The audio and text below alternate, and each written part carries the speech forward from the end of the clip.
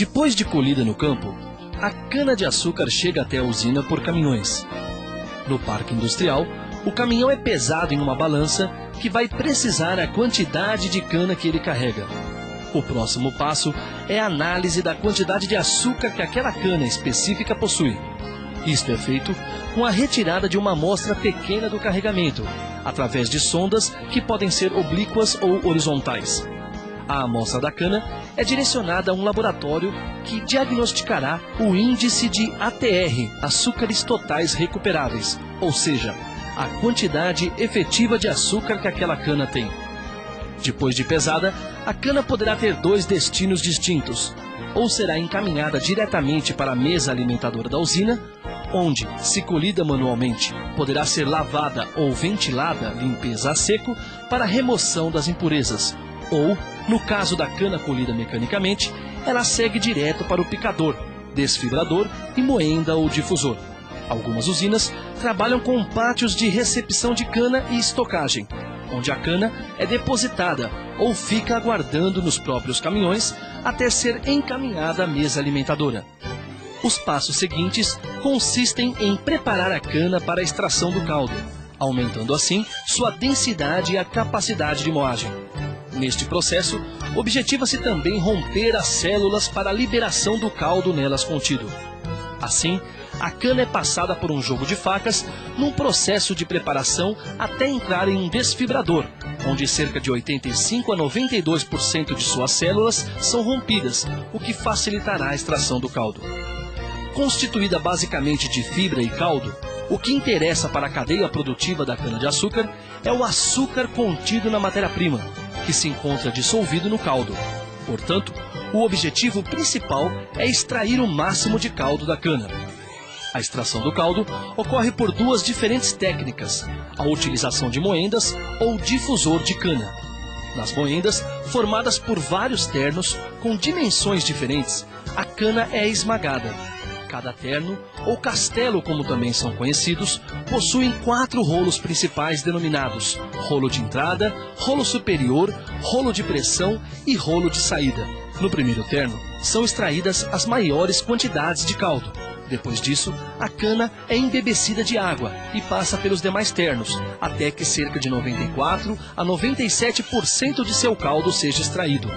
O número de ternos varia de 4 a 7. Outra forma de extração do caldo é o difusor de cana, onde a extração ocorre com a ruptura das células no preparo da cana, onde se encontra a sacarose, e a lavagem destas com água ou caldo da própria cana. Neste processo, os índices de extração podem chegar até a 98% do caldo retirado. Após a extração do caldo, o processo se divide em 3 diferentes estágios. De um lado, o bagaço que sobra é dirigido a uma esteira, ou direcionado diretamente para as caldeiras, onde será queimado e seu vapor transformado em energia, no processo que se conhece por cogeração de energia ou bioeletricidade. As usinas brasileiras são autossuficientes em energia durante o período da safra e ainda exportam excedentes para as redes de distribuição, vendendo assim créditos de carbono em conformidade com o Protocolo de Quioto. Cada tonelada de cana processada gera em média 260 quilos de bagaço.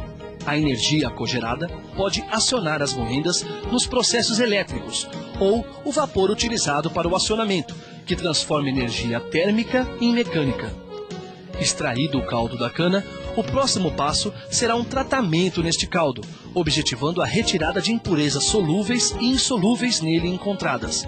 O tratamento pode ocorrer em várias fases, desde a passagem do caldo por peneiras, força centrífuga para separar materiais sólidos do líquido, pesagem do caldo, permitindo melhor controle químico do processo e tratamento químico do caldo. Depois de tratado, o caldo pode ser encaminhado para a fabricação de açúcar ou de etanol. No primeiro caso, o caldo passa por um processo conhecido como sulfitação, que tem por objetivo inibir reações que causam formação de cor, coagulação de colóides solúveis e diminuir a viscosidade do caldo, calagem para neutralizar o pH do caldo e eliminar corantes. Enfim, o caldo é preparado para a próxima fase, a do aquecimento. Nela, o caldo é aquecido a aproximadamente 105 graus Celsius, com a finalidade de acelerar e facilitar a coagulação, aumentando a eficiência da decantação e possibilitando a degassagem do caldo. Depois de aquecido, o caldo é purificado no processo chamado decantação ou clarificação. O caldo decantado é retirado da parte superior de cada compartimento e enviado ao setor de evaporação para concentração.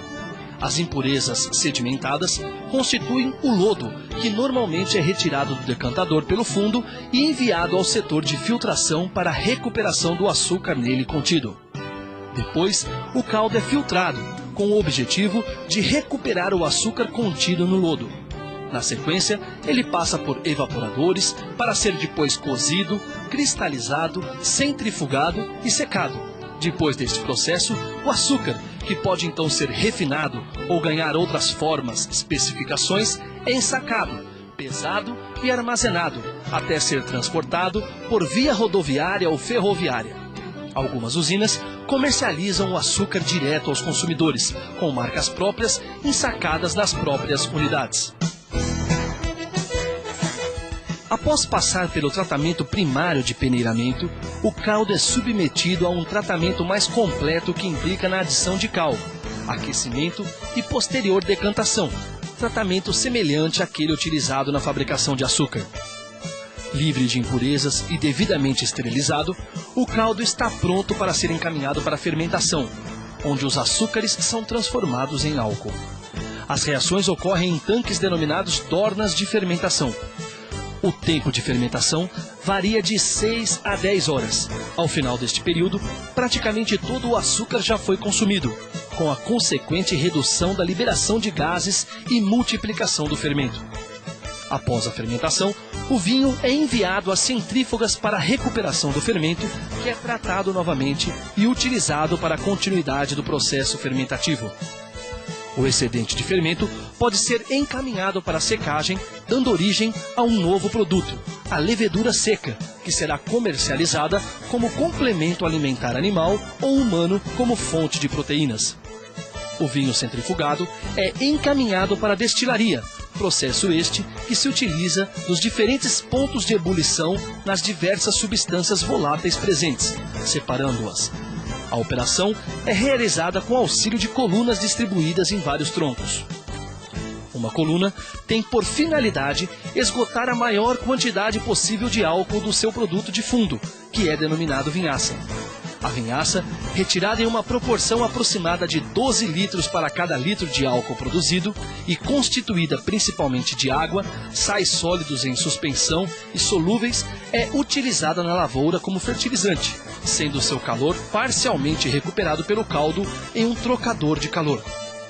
O álcool hidratado, produto final dos processos de destilação e retificação, é uma mistura binária álcool-água, que atinge um teor da ordem de 96 graus. Este álcool hidratado pode ser comercializado desta forma ou passar por um processo de desidratação, transformando-se no álcool anidro, utilizado no Brasil como aditivo à gasolina. Depois de pronto, o álcool produzido é armazenado em tanques de grande volume, situados nos parques industriais, ou mesmo embarcado em caminhões-tanques ou composições ferroviárias para ser comercializado às distribuidoras.